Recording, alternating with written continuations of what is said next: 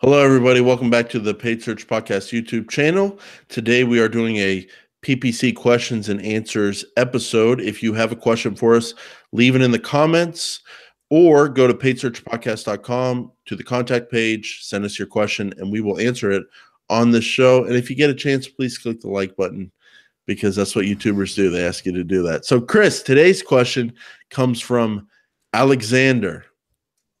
Hi there. I'm a programmer by trade, but recently have been charged with managing my company's AdWords implementation. Sounds like a bad thing. Charged. They found me guilty. Implementation. Alexander, it's a good thing you're a listener because we know you're going to need some help here when people just throw that. Hey, you're sitting there, do the AdWords. Like it's not a skilled profession. I'm sorry that you were punished with the AdWords responsibility. I'm trying to run an ad campaign to acquire high-value business-to-business leads.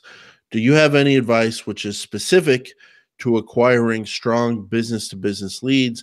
I found there's very minimal amount of AdWords optimization resources geared specifically for acquiring high-value wholesale leads. So first thing, Chris, I would tell them, number one, we did an episode specifically on business-to-business tips, and I don't remember which one it was, but if you go to paidsearchpodcast.com, scroll down on the player there, you'll be able to find it. It has business-to-business and B2B in the title, I think. Yeah.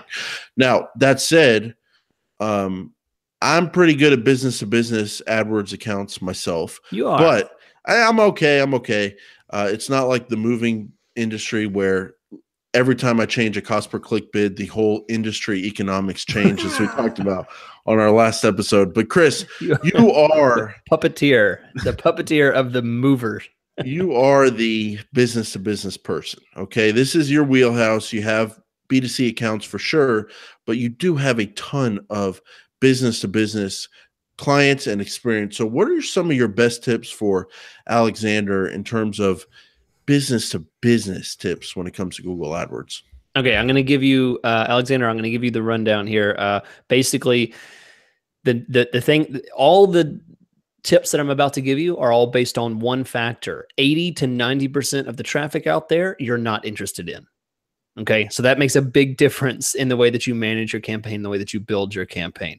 What that means is if you were to grab, 100 searches, just randomly grab 100 searches, 10 to 20% of those searches might represent a B2B search of some kind, maybe even less. So the fact is you need to avoid the vast majority of those consumer, or research services, research searches and stuff like that.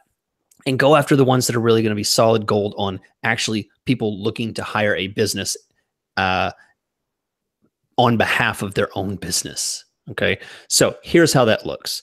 Number one, you don't go after phrase terms that have two words in them, right? Let's say that you didn't say exactly what you work in, but let's say you do like IT services, right?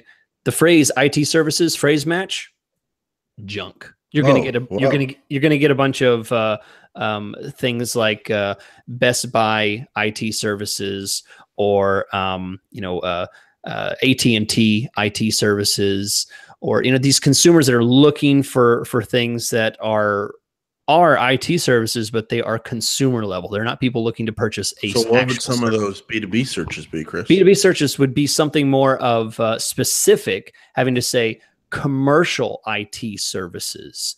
Adding that additional term in there immediately makes it more relevant. So something like oil and gas IT service companies. Vertical specific is going to be good. So the point is, you may not work in IT services, but the point is, do not go after the term itself. You have to be specific and add to that basic terminology. That's what's important. So on a more practical level, if you're doing modified broad, you're going to have 3 words in that modified broad. It might be plus commercial, plus IT, plus services, right? So 3 modified broad there, and it's going to be much more specific than just IT services. Right. Okay. So that's going to limit your traffic immediately. You're going to get less traffic. Remember, that's the goal. Number 2, Monday through Friday. business hours. Avoid a lot of those weekenders and late night stuff where people are looking up, how do I fix my Wi-Fi type of stuff, stuff that's way off. Okay. Because they're not at the office of the business they work for. Yeah. I tell you what, I know not everybody's like me, Jason. I know you're much harder worker than I am. I used to be. I was thinking about this week. Yeah, I used to be. Well, the point is, I don't do a lot of business searches outside of my business hours. When I close the door in my office, I'm done for the day. I don't look up a lot of stuff. So the odds of you looking for an AdWords management software platform on a Sunday afternoon are never going to happen. And here's the thing.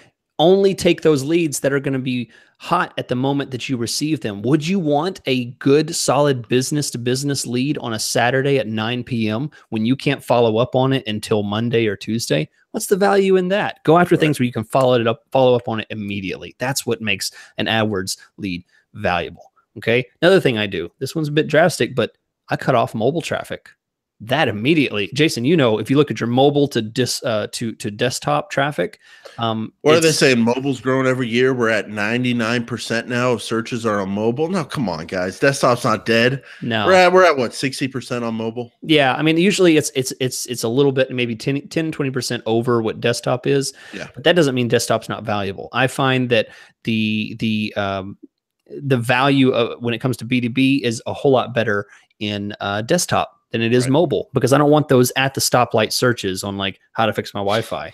I want someone sitting at their computer. Every time you just encourage that texting. I know. I hate it because I see it. I see it with these misspelled words, and it's like some obscure thing, and they click the first ad they see. The only way they would have done that is if they were sitting at a red light, like, oh crap, I gotta go, and they just, they're like calling the first company they see. Hey, is this IT services for Suddenlink? No, this is Joe at $20 down there. Yeah. So that's the idea. Basically, the idea is to avoid the junk and get as precise as you can. So focus on searches that would actually be B2B and not primarily B2C.